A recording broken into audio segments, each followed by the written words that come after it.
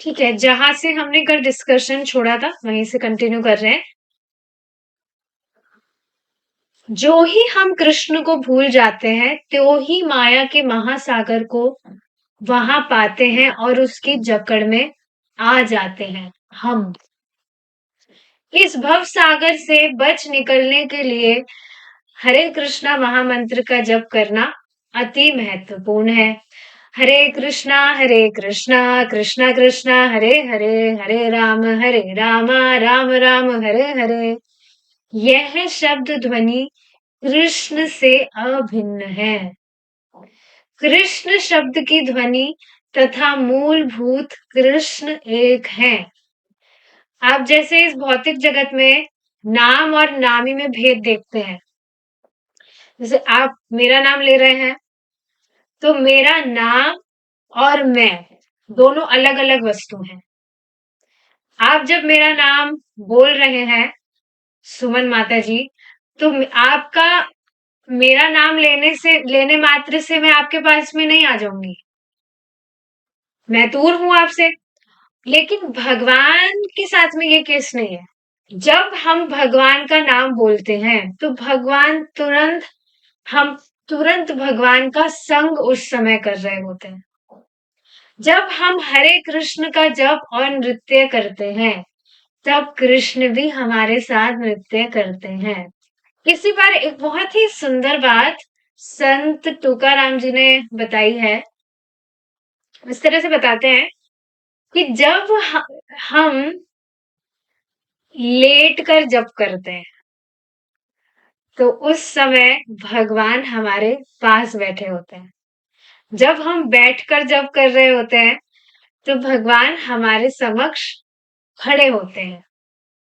जब हम खड़े होकर जप कर रहे होते हैं, तो भगवान नृत्य कर रहे होते हैं। और जब हम नृत्य करते हुए जप करते हैं, भगवान का कीर्तन हम करते हैं, तो कृष्णा हमें आलिंगन कर लेते हैं। तो ये सेम बात मुझे याद है, मैंने किसी भक्त को बताई थी। तो उन्होंने कहा फिर तो हमें बैठ के जप नहीं करना चाहिए ना, भगवान हमारे पास खड़े रहते हैं, उनको क्यों हम कष्ट कष्ट दें, हमारे पास खड़े हैं। कब तक खड़े रहेंगे, 2 घंटे तक हम बैठे बैठे जप करते हैं। पता नहीं उन्होंने किस वे में इसको समझा, पर ऐसा नहीं है। पर आप देखिए कितनी सुंदर बात है कि जब हम सबसे अमेजिंग मुझे लगा लास्ट वाला, कि जब हम नृत्य करते करते भगवान का कीर्तन करते हैं, उसमें व्हेन वी रियलिश इट, तो भगवान हमें आलिंगन कर लेते हैं। एक और बहुत सुंदर प्रेयर एक भक्त के द्वारा थी, मैंने कल पोस्ट किया था, बहुत सुंदर था वो। A beautiful prayer to Krishna is, please let me feel your warm affection as I chant. कि हे कृष्ण, जब मैं आपके नामों का जप कर रहा हूं, तो मुझे महसूस हो कि आप उससे कितना संतुष्ट हो रहे हैं। और आपका जो प्रेम है, उस मतलब कोई भी व्यक्ति भगवान के नामों का जप कर रहा है, तो भगवान को सबसे प्रिय है वह। तो वह प्रेम मतलब मुझे महसूस हो। तो देखिए ये सारी जो इच्छाएं हैं, ये लगती सारी इम्पॉसिबल है, पर फिर भी अगर हम ये इच्छाएं करते रहते हैं, तो भगवान सबको नोट करते हैं। इसी से रिलेटेड कल ही डिस्कशन आया था, तो उसमें बताया जा रहा था कि जो भी भगवान की, कल जो हम महाप्रभु का पास टाइम हम सुन रहे थे, तो उसमें प्रभु जी यही बात बता रहे थे कि जब हम इस तरह के भगवान के पास टाइम सुनते हैं, उसमें एक बहुत सुंदर पास टाइम क्या आया था कि अद्वैत आचार्य जी जो स्वयं महाविष्णु हैं, और नारद मुनि हैं, श्रीवास ठाकुर, वे स्वयं भगवान का कीर्तन कर रहे हैं। So they are in ecstatic love. हम तो बिल्कुल इमेजिन भी नहीं कर सकते कि कैसा, मतलब बहुत कैसे एब्जॉर्प्शन के साथ में सब कीर्तन कर रहे हैं और सब आनंद में है, भगवान के प्रेम में है। तो ऐसा ऐसी लीलाएँ सुनकर भगवान की हमें एटलीस्ट इच्छा करनी चाहिए और इच्छा होती भी है कि काश हम भी भगवान की लीला में होते, काश हमें भी अवसर मिले कि हम इस तरह से भगवान की जो लीलाएँ हो रही है, इस तरह से कीर्तन हो रहा है, उसमें हम भी पार्टिसिपेट करें। तो भगवान ये सारी इच्छाएँ वास्तव में नोट करते हैं। बिल्कुल मज़ाक की बात नहीं है। और फिर आगे जाके भगवान उसको पूरा भी करते हैं। वो भगवान की इच्छा पर डिपेंड करता है। भगवान की जब भी आगे जाकर इच्छा होगी, भगवान उसको पूरा करेंगे। तो देखिए जब ये बात कही जाती है कि जीव इच्छा करने के लिए स्वतंत्र है, तो हमें इस स्वतंत्रता का लाभ उठाना चाहिए। वास्तव में व्यक्ति इसका दुरुपयोग कर रहा है, पर इसका लाभ कैसे उठाना चाहिए? इस तरह से इच्छाएँ करके। भगवान के साथ में इस तरह से हम प्रेम में आदान-प्रदान कर सके, भगवान की लीलाओं में हम भाग ले सके, ऐसी इच्छाएँ हमें करती रहनी चाहिए। And Krishna really note all these desires और आगे जाके भगवान उसको पूरा करेंगे जब भगवान की इच्छा होगी। वो भगवान पे डिपेंड करता है। हमें बस इच्छा करते रहना चाहिए। ठीक है। निसंदेह हम यह कह सकते हैं कि लेकिन मैं उनको देख नहीं सकता हूँ। कि ठीक है बता रहे हैं संत तुकाराम जी भी कह रहे हैं कि इस तरह से भगवान हमें आलिंगन कर रहे हैं, हम नृत्य कर रहे हैं, दिख रहा तो कुछ भी नहीं है। किंतु हम उन्हें देखने पर इतना बल क्यों देते हैं? हम सुनने, श्रवण पर इतना बल क्यों नहीं देते? जो बात हमें बताई जा रही है, why are we not focusing on that? जैसे आप सोचिए ये बात अभी जो संत तुकाराम जी के द्वारा बताई गई है, हमने सुना, सुनने में कितनी अच्छी लग रही है ना? तो हम इस पर क्यों बल दे रहे हैं कि हमें दिख रहा तो नहीं है भगवान नृत्य कर रहे हैं या क्या कर रहे हैं। हम तो चैंटिंग भी करते हैं तो अटेंटिवली नहीं कर पाते हैं। But that also Krishna loves. हमें हमारा चैंटिंग अच्छा नहीं लग रहा हो पर भगवान को हमारा चैंटिंग बहुत अच्छा लगता है। बहुत सुंदर बात इससे रिलेटेड प्रभु जी ने क्या बताई थी कि देखिए हम भगवान के नामों का उच्चारण कर रहे हैं तो हमारी वास्तव स्थिति क्या होनी चाहिए कि हम बिल्कुल भगवान के प्रेम में एकदम विभोर हो जाए। कुछ हमें अनुसंधान ही नहीं रहे कि हम मतलब बाहर क्या हो रहा है, बिल्कुल बाहर की दुनिया को हम भूल जाए, इतना टेस्ट हमें मिले।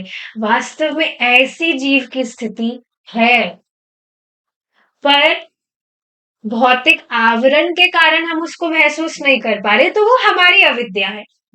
पर भगवान तो अविद्या से ढके हुए नहीं है ना।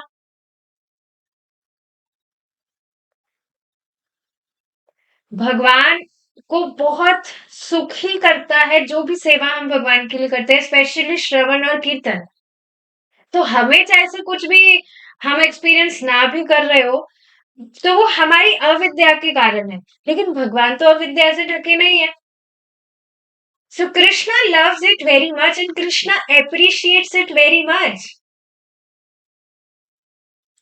तो ये बहुत इंपॉर्टेंट बात है कि देखने पे बल ना देकर श्रवण पर बल दिया जाए।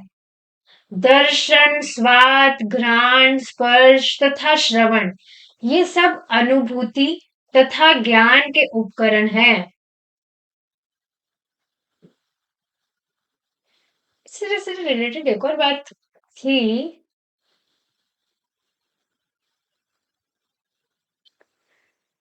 एक मिनट रुकिए मैंने वो नोट किया था। Let me just see if I can find it out. बहुत ही सुंदर बात थी वो।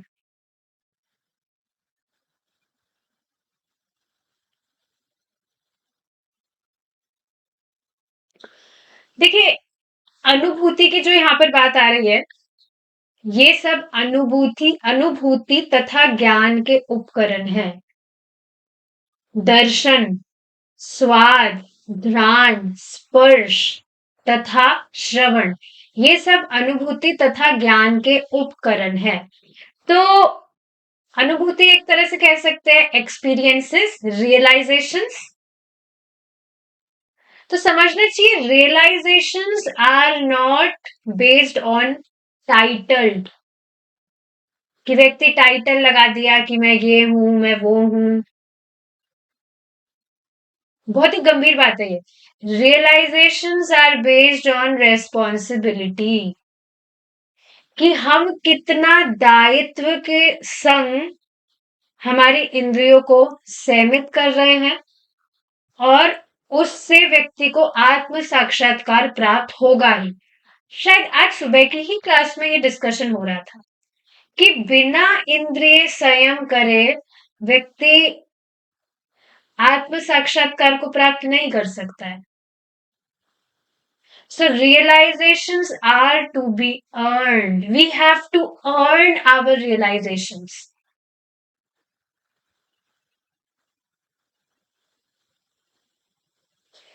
एक और एक्सपीरियंस से रिलेटेड कुछ बात थी कि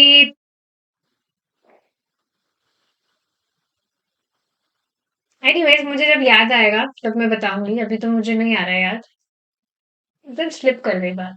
पर बहुत सुंदर बात थी वो। हम एकमात्र देखने पर ही इतना बल क्यों देते हैं?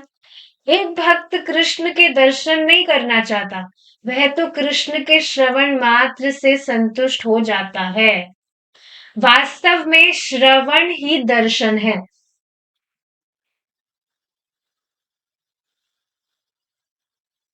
आप सोचिए, जब हम भगवान की लीलाओं को सुनते हैं, भगवान के विषय में हम श्रवण करते हैं, तो क्या एक तरह से श्रवण ही दर्शन नहीं हुआ? भगवान को हम व्यक्तिगत रूप से देखे नहीं है, पर फिर भी शुरू से लेकर अब तक भगवान के विषय में श्रवण कर करके श्रवण से ही तो भगवान के प्रति प्रीति बढ़ रही है।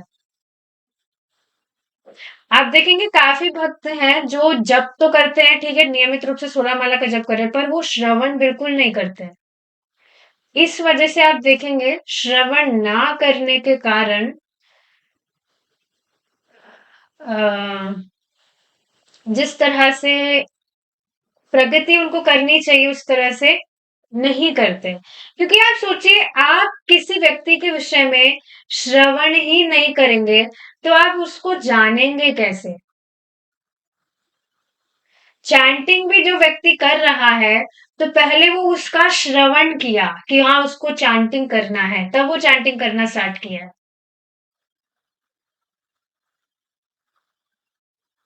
तो ये बहुत ही ज्यादा इंपॉर्टेंट चीज है कि श्रवण इज दर्शन। तो एक भक्त कृष्ण के दर्शन नहीं करना चाहता, वह तो कृष्ण के श्रवण मात्र से संतुष्ट हो जाता है। समझ रहे हैं ना? श्रवण से ही श्रवण करने से ही मालूम चलता है कि भगवान कितने महान है। तो एक तरह से उनका दर्शन तो ऑलरेडी हो ही गया है।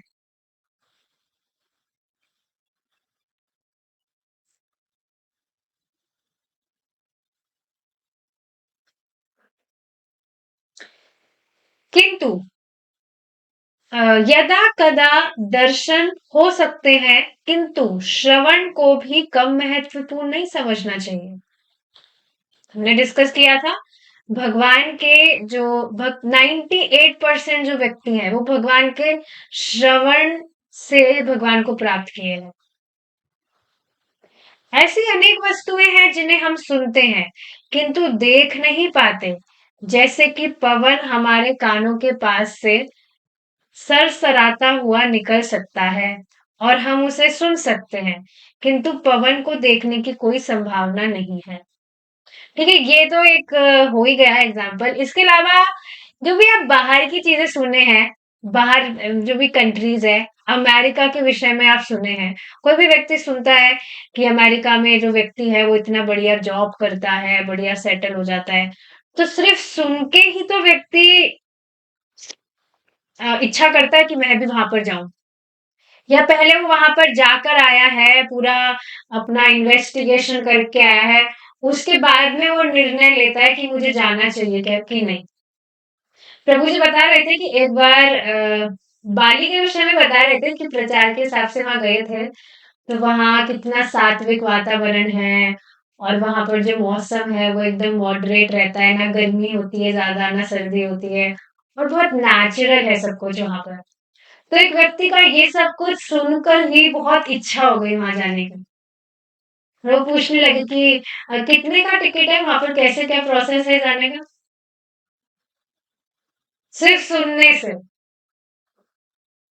आप देख रहे हैं ना, हम जो भी चीज सुनते हैं तो हम एक तरह से हमारे माइंड में उसका दर्शन कर लेते हैं।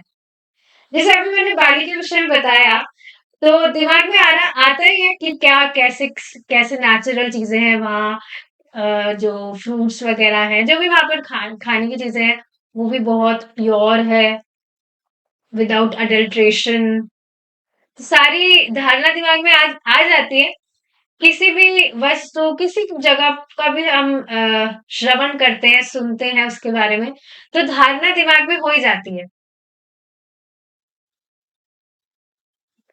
तो प्रभुपाद जी यहाँ पर इस चीज पर बल दे रहे हैं कि व्यक्ति को देखने पर बल नहीं देना चाहिए, दर्शन पे बल देना नहीं चाहिए, श्रवण पर बल देना चाहिए, श्रवण को महत्व देना चाहिए।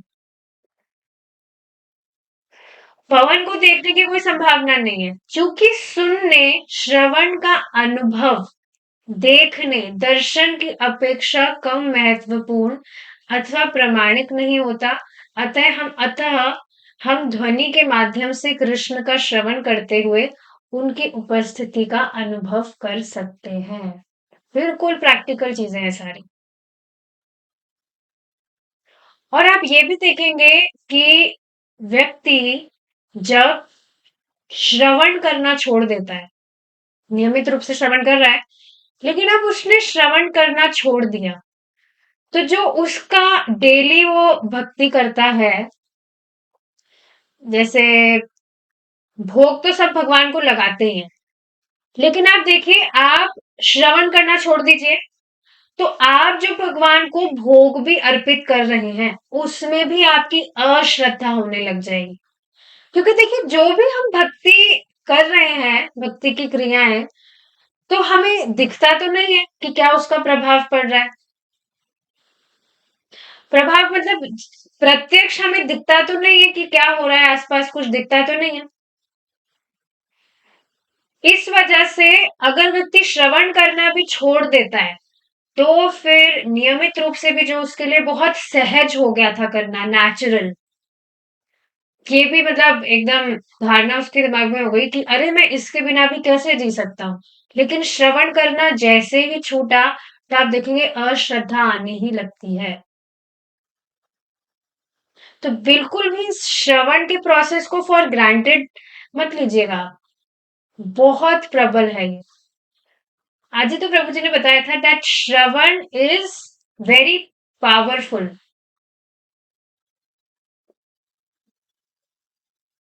नहीं, यस, श्रवण इज इम्पोर्टेंट, सबसे इम्पोर्टेंट श्रवण है, और कीर्तन पावरफुल है, ये चीज बताई गई थी। तो ऐसा क्यों है, बहुत सुंदर तरह से इसको समझाया गया था कि आप देखेंगे जब आप श्रवण करते हैं, तो श्रवण करने से ही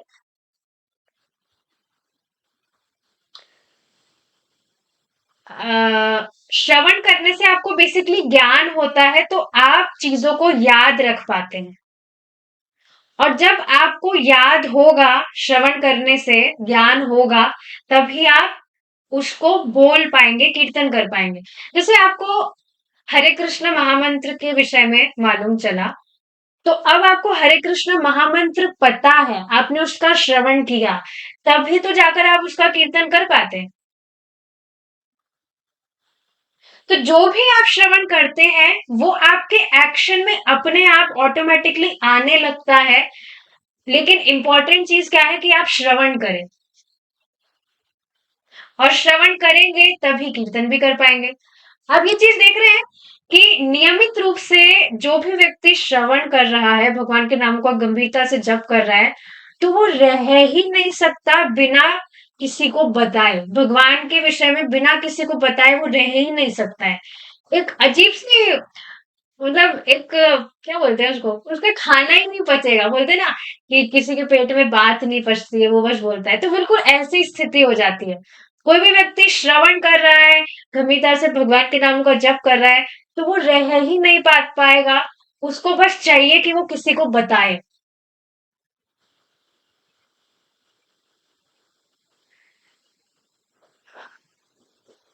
और देखिए ये सच में मैं इससे रिलेट कर सकती हूँ जैसे श्रीला प्रभुपाद जी के विषय में हम सुबह पढ़ते हैं तो पहले भी मैं पढ़ रही थी पर अब भक्तों के साथ में जो चर्चा मतलब इस तरह से डिस्कशन होता है उसमें बहुत टेस्ट आता है। मैं खुद आज सुबह इसके विषय में सोच रही थी जैसे ही सेशन ओवर हुआ था कि पहले भी मैं पढ़ रही थी तो वो टेस्ट नहीं आ रहा था और इस तरह से भक्त साथ में है जैसे वीडियो ऑफ करके भी बैठे हैं कोई बात नहीं पर हाँ आ रहे हैं अटेंड करने कुछ तो कान में जा रहा है तो उसमें अलग ही टेस्ट है।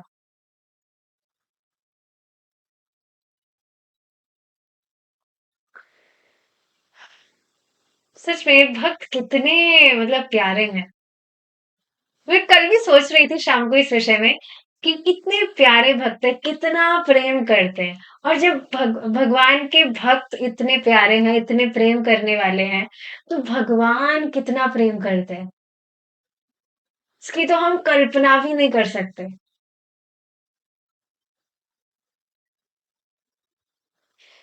श्री कृष्ण स्वयं कहते हैं, एक मिनट फिर से इसे पढ़िए। चूंकि सुनने का अनुभव देखने की अपेक्षा कम महत्वपूर्ण अथवा प्रामाणिक नहीं होता अतः हम ध्वनि के माध्यम से कृष्ण का श्रवण करते हुए उनकी उपस्थिति का अनुभव कर सकते हैं।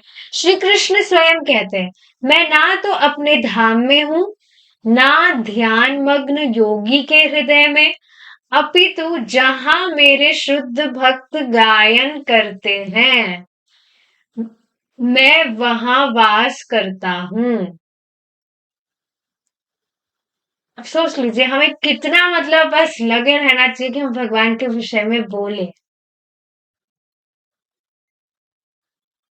जो जो हम आगे बढ़ते जाते हैं हमें कृष्ण की उपस्थिति की अनुभूति होने लगती है। क्या आप इस चीज से रिलेट कर सकते हैं? कर पा रहे हैं?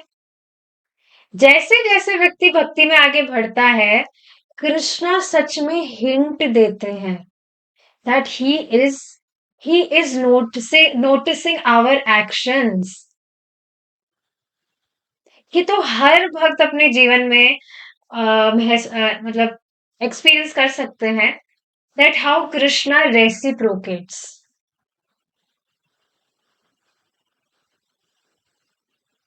ऑफ कोर्स डायरेक्टली सामने नहीं आते पर किसी ना किसी को माध्यम बनाकर कैसे ना कैसे बस भगवान दिखाते हैं कि भगवान है हमारे साथ। बिल्कुल अभी आप एकदम ऑब्जर्व करिए इस चीज को कि भक्ति से पहले ऐसा नहीं था। पहले भी हम ठीक है फॉर्मेलिटी के लिए करते थे भगवान की पूजा वगैरह। घर में है लड्डू गोपाल जी है तो ठीक है उनको छोटी सी कटोरी में थोड़ा जो भी मिश्री वगैरह है वो दे देते थे, भोग लगा देते थे, ड्रेसिंग भी कर देते थे एक हफ्ते में एक बार चेंज या जो भी सारी चीजें हैं। और बाकी मतलब पहले तो यही धारणा थी ना कि सारे देवी देवता और भगवान एक ही है। लेकिन पहले और अब में आप देख पा रहे हैं अंतर। बिल्कुल प्रैक्टिकल चीज है ये कैसे भगवान रेसिप्रोकेट करते हैं।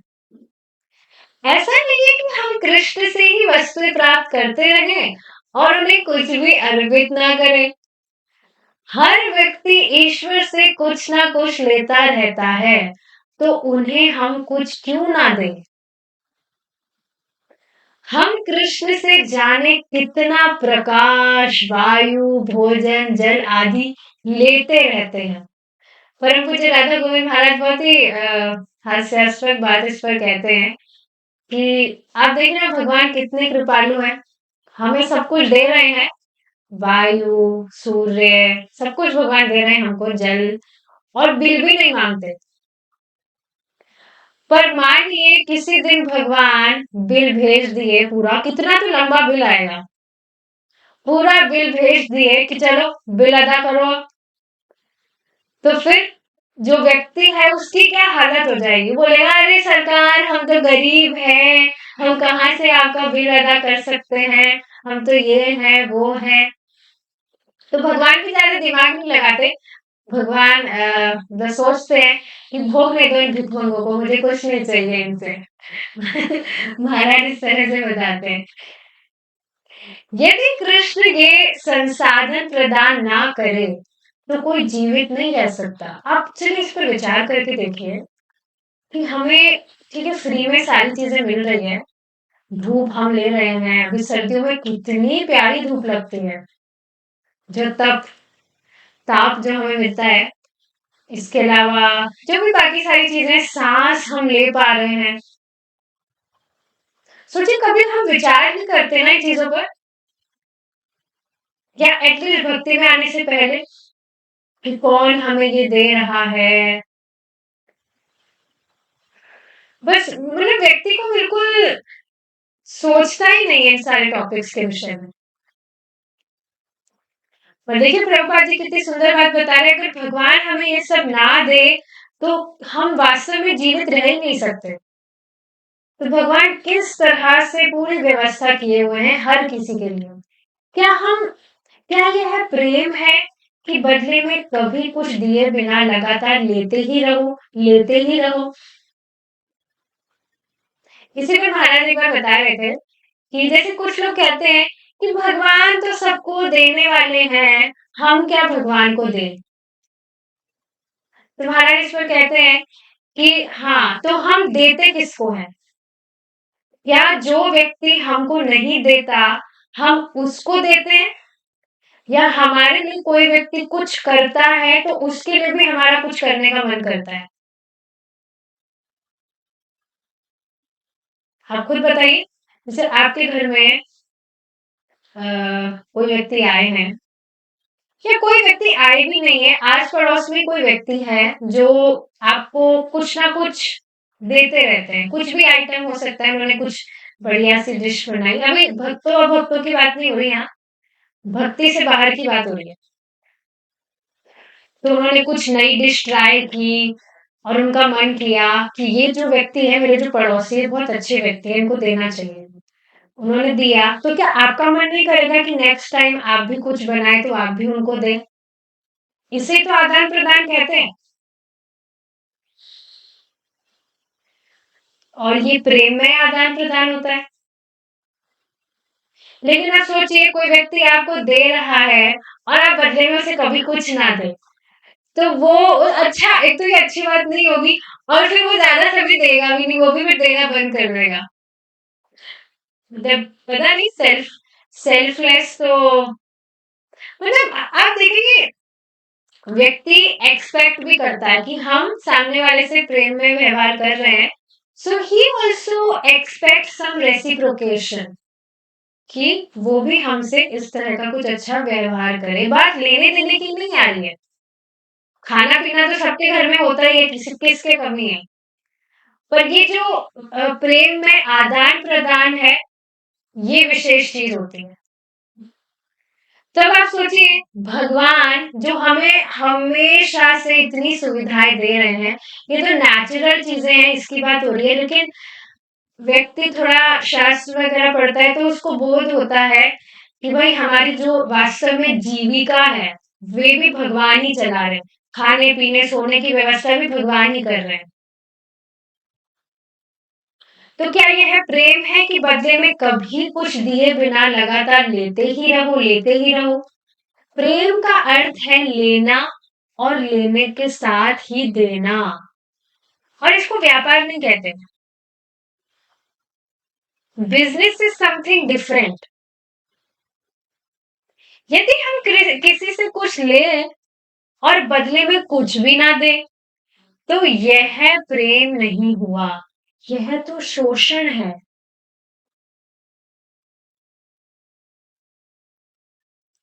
और आप देखेंगे सामान्यतः होता क्या है, इस पर देखिए एक एग्जांपल बताती हूँ, बिजनेस में क्या होता है। जैसे सुना होगा आपने एग्जांपल, और आपके साथ में हुआ भी होगा ऐसा कि आप कहीं किसी दुकानदार के गए, अब वो जो दुकानदार है वो थोड़ा इंटेलिजेंट होता है। वो करता क्या है, कुछ ना कुछ वो या तो चाय वगैरह पिला देगा कस्टमर को, या कुछ भी चाट वगैरह खिला देगा, ताकि उस बहाने से जो कस्टमर है, अब उसने उस चाय वगैरह या कुछ भी चाट वगैरह उसने एक्सेप्ट कर ली, खा ली, पी ली, तो अब वो कुछ खरीदे भी ना जाए तो ये तो अच्छी बात नहीं होगी। तो इस बहाने से वो खरीदे।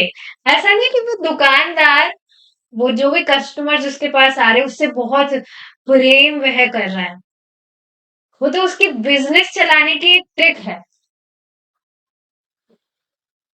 Is it not? तो ये चीज है। तो ये तो बिजनेस चलाने की ट्रिक हो गई, ये बिजनेस, ये प्रेम वगैरह नहीं होता है। तो ये बात आप समझ रहे हैं कि अगर कोई व्यक्ति आपसे कुछ मतलब कुछ आपको दे रहा है और आप उसे कुछ भी ना दे, तो वह प्रेम नहीं, वह शोषण है। ऐसा नहीं होना चाहिए कि कृष्ण को कभी कुछ अर्पित किए बिना ही हम भोजन करते रहे। भगवत गीता में कृष्ण कहते हैं, अब ये बहुत ही प्रोमिनेंट श्लोकास हैं, इसको डिस्कस करते हैं, चलिए गाइए मेरे साथ, गाएंगे। पत्रं पुष्पं फलं तोयं यो मे भक्त्या प्रयच्छति तदहं भक्ति उपहृतम् अश्नामि प्रयतात्मनः। यत्करोषि यदश्नासि यज्जुहोषि ददासि यत् यत्तपस्यसि कौन्तेय तत्कुरु कुरुष्व मदर्पणम्। पत्रं पुष्पं फलं तोयं यो मे भक्त्या प्रयच्छति तदहं भक्तियुपहृतम् अश्नामि प्रयतात्मनः। यत्करोषि यदश्नासि यज्जुहोषि ददासि यत् यत्तपस्यसि कौन्तेय तत्कुरुष्व मदर्पणम्। तो ये दोनों श्लोक हैं, और साथ में ये 9th चैप्टर का 26th और 27th श्लोक है, जिसमें से जो फर्स्ट श्लोक है उससे तो सब परिचित है ही, बहुत ही स्पष्ट अर्थ है। पत्रम मतलब तुलसी का पत्र, पुष्पम मतलब फूल, फलम मतलब फल, और तोयम मीन्स जल।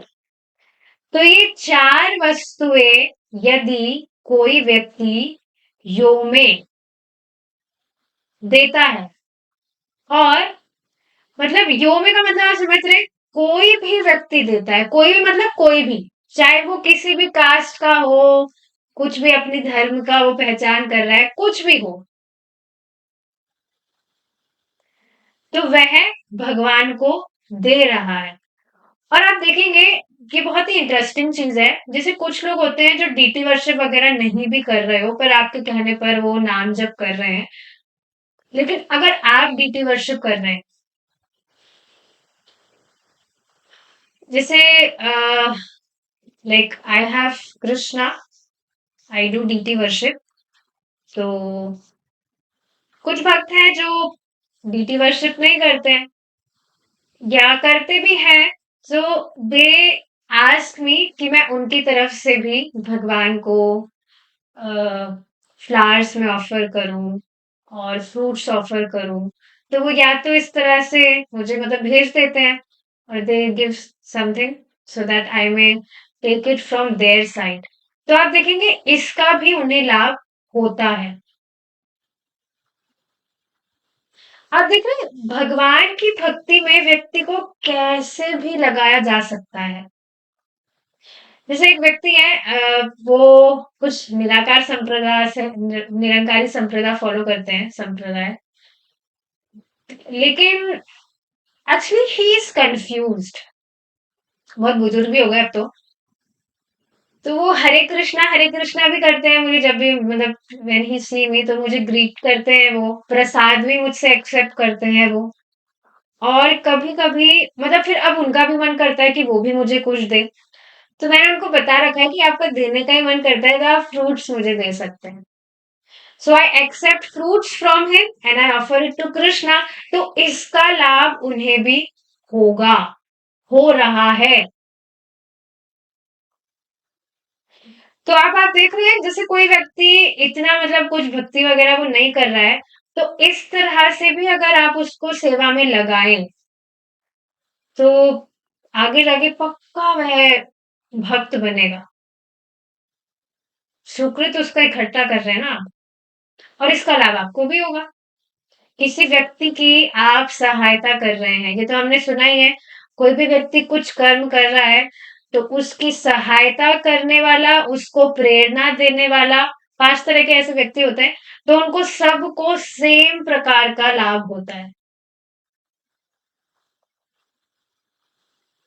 तो यो में ये 4 वस्तुएं कोई भी व्यक्ति दे रहा है, लेकिन कैसे? भक्त्या प्रयच्छति, भक्ति भाव से देता है। Now this is very important. Love and devotion is the main ingredient. Krishna is not hungry for our food. He is hungry for our love.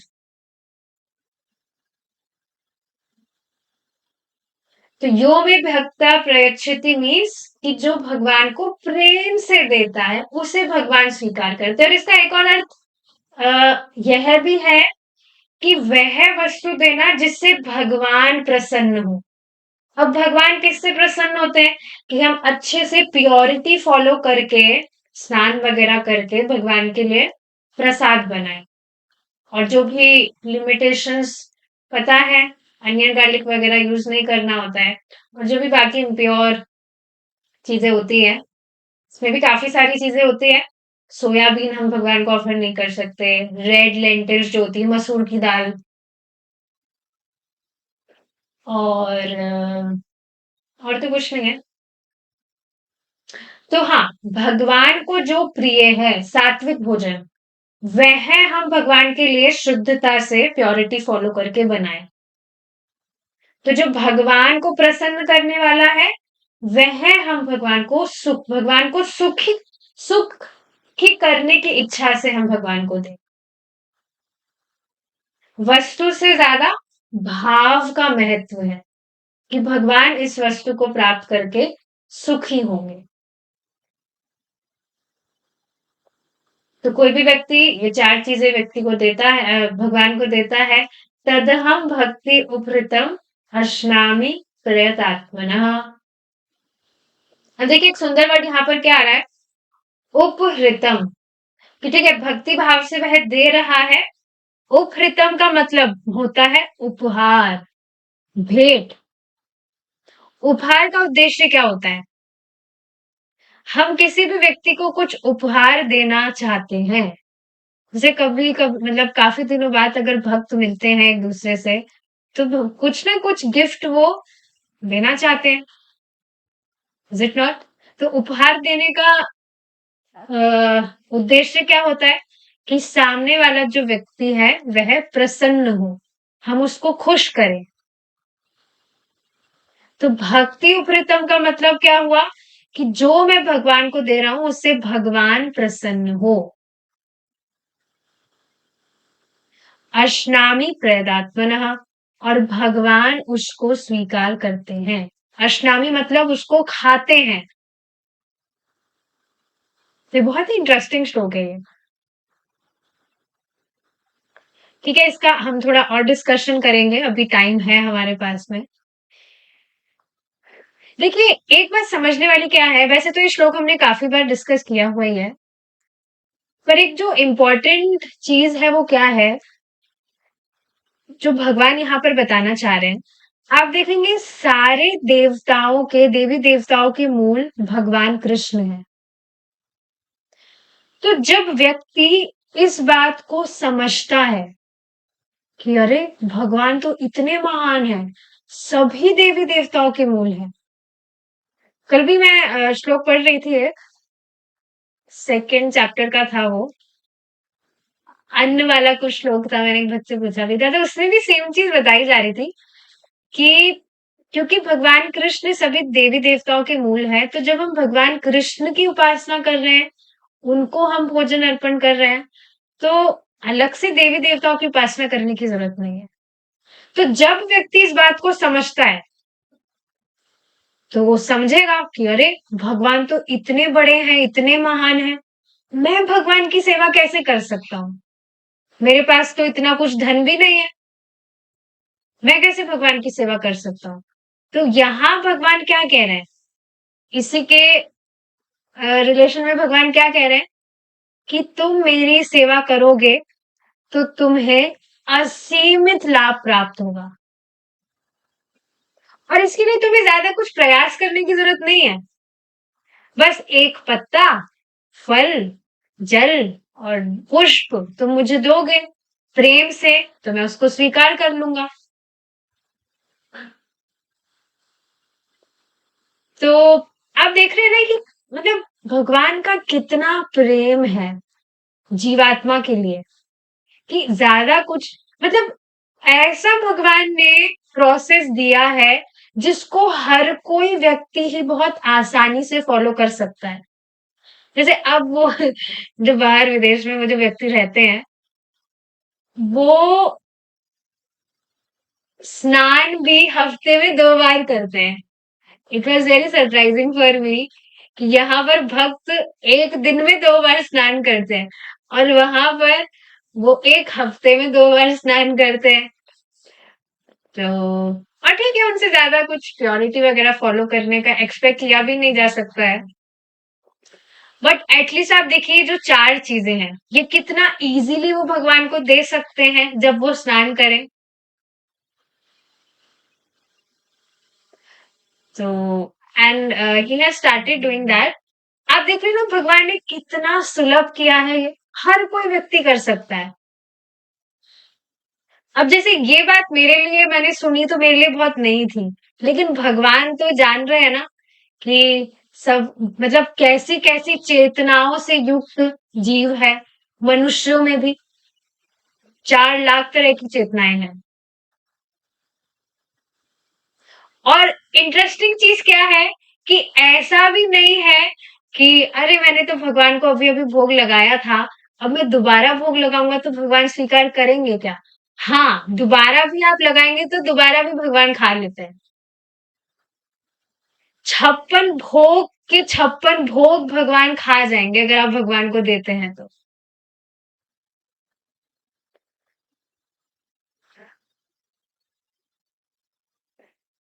जो भी हम भगवान के लिए कुकिंग करते हैं तो भगवान वास्तव में हमारे खाने के भूखे हो जाते हैं। भगवान हमसे हमारा खाना स्वीकार करना चाहते हैं। इसी पर देखिए एक मुझे स्टोरी याद आ रही है। बहुत इंटरेस्टिंग स्टोरी है बहुत इंटरेस्टिंग पास टाइम है। राधापुर के जो जगन्नाथ जी हैं तो वहां पर सेवा होती है। तो वहां पर एक दिन क्या हुआ जो भक्त है वो गिरिराज शीला ले आए। गिरिराज शीला को भी वहां पर ले आए और जगन्नाथ जी के पास में रख दिया। तो अब वो ऑफरिंग करते थे। तो एक दिन क्या हुआ जो जगन्नाथ जी हैं वो सेवक के सपने में आए और सपने में जगन्नाथ जी कहने लगे कि वो जो गिरिराज तुम लाए हो ना उसको हटाओ। सेवक ने पूछा क्यों भाई क्यों क्या दिक्कत हो गई क्यों हटाए। तो जगन्नाथ जी कहने लगे कि अरे वो मंत्र पढ़ने से पहले ही सब कुछ खा लेता है और मुझे कुछ खाने को ही नहीं मिलता है। तो आप देख रहे हैं गिरिराज जी इतने उत्साहित होते हैं भोग स्वीकार करने के लिए कि मंत्र पढ़ने की भी प्रतीक्षा नहीं करते हैं। ये बात जब मुझे स्टार्टिंग में पता लगी थी तो स्टार्टिंग में मतलब जो भी भक्ति में आते हैं तो उनसे ज्यादा कुछ रूल्स फॉलो नहीं होते हैं।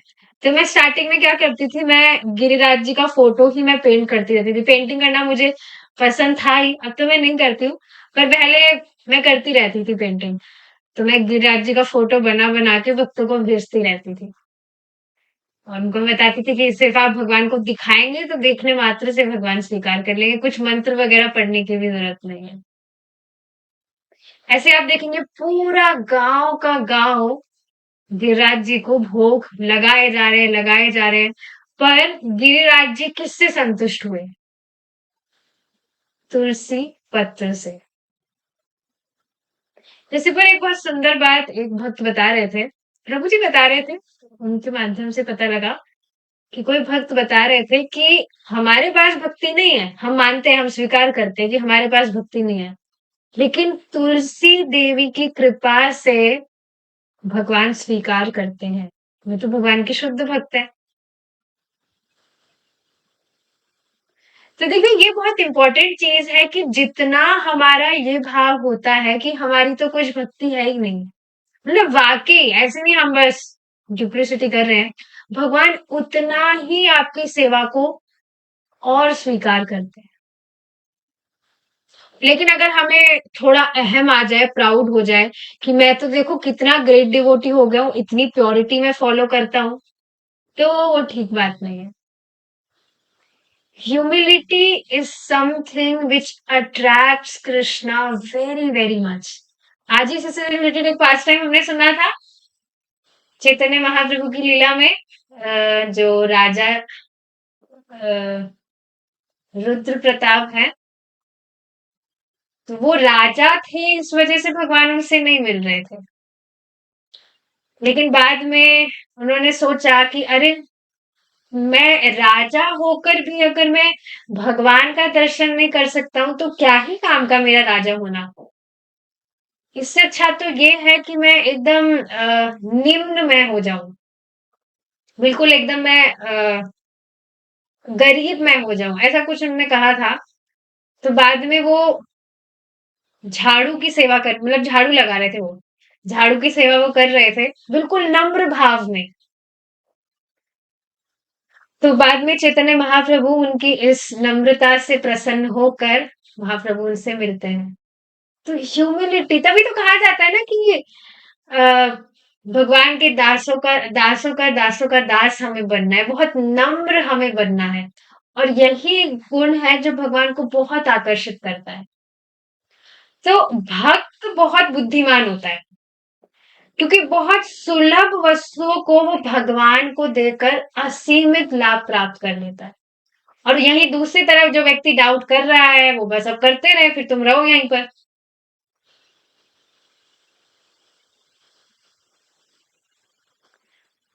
टाइम भी कम है, पर हम थोड़ा सा और 5 मिनट और डिस्कस कर लेते हैं, क्योंकि ये बहुत इंटरेस्टिंग है कि देखिए जब यहाँ पर ये चार चीजें कही जा रही है, पत्रम पुष्पम फलम तोयम, तो इसमें आप बाकी चीजों को भी आप जोड़ सकते हैं, जैसे आरती देना, हम भगवान को दिया ऑफर करते हैं, और जो भी वस्तुएं हैं। अब 5 मिनट का क्विज हम लेंगे, ठीक है, चैट ओपन है, आप चैट पर बताइए धड़ाधड़ कि क्या क्या वस्तुएं देने से किन किन का उद्धार कैसे हुआ, सिर्फ आपको नाम बताना है। जैसे फर्स्ट जो क्वेश्चन है वो क्या है कि चंदन देने से किसका उद्धार हुआ था, किसी को पता है? पता है तो चैट पर बताइए आराम से। हाँ मैंने उल्टा नाम बोल दिया, प्रताप रुद्र।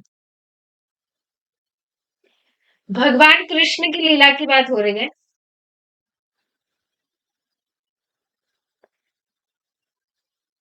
भगवान कृष्ण के विषय में बात हो रही है ना, तो बताइए चंदन देने से किसका उद्धार हुआ? यस, वाओ, वाओ, कुब्जा का, वाओ, awesome, डिवोटीज तो ब्रिलियंट है, दिस इज अमेजिंग। ठीक है, आगे नेक्स्ट क्वेश्चन इज फूल देने से किसका उद्धार हुआ?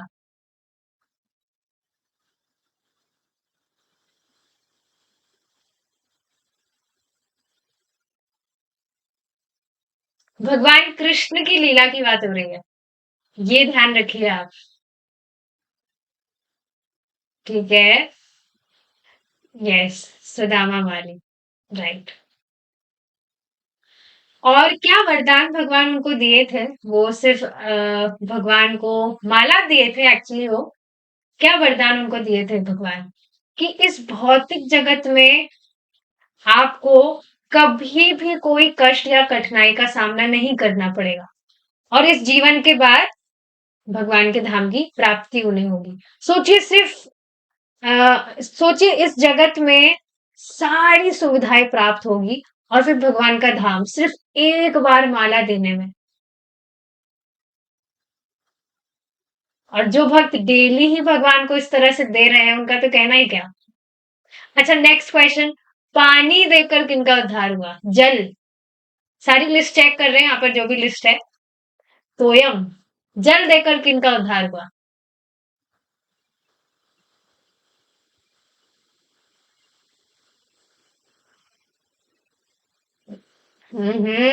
क्या हुआ? किसी को नहीं पता? सबको पता है, मुझे पता है। जल देकर हुआ कौशिक जी का उद्धार। उनको स्वर्ग का राजा भगवान बना दिए थे।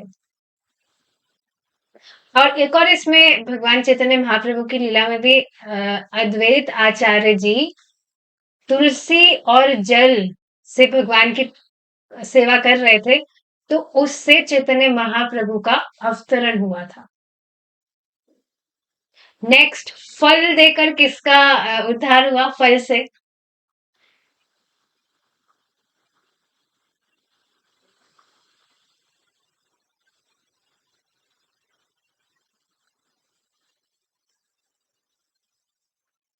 फल से आप देंगे, सबको स्टोरी पता है।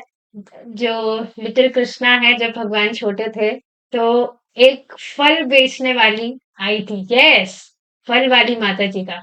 तो वो फल बेचने आई थी, और आप देखेंगे उसका बहुत सुंदर सा एक फोटो भी है जिसमें भगवान इतने क्यूट लग रहे हैं।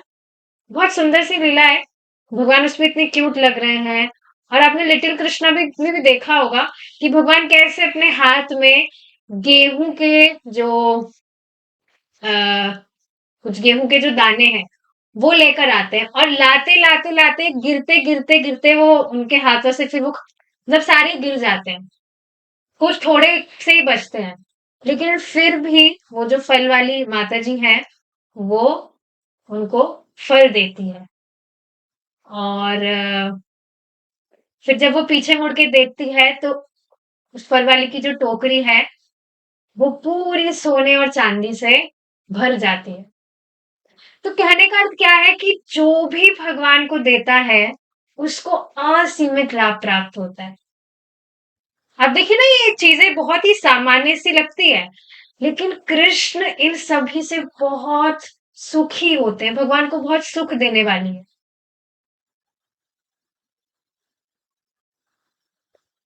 ठीक है। शबरी भी है, लेकिन वो भगवान श्री राम की लीला में है। तो हाँ, सारे आंसर सही है, कुछ भी गलत नहीं है। एक भक्त बता रहे थे कि चंदन देने से माधवेंद्र पुरी जी का उद्धार हुआ था। ये तो पास्ट टाइम था भगवान का। ठीक है। ऑल राइट, अब आगे का जो डिस्कशन है इन्हीं श्लोकों को हम आगे कंटिन्यू करेंगे कल, अगर भगवान ने चाहा तो। We will stop here now. Thank you so much for joining. Hare Krishna. जय श्रीनाथ प्रभुपाद।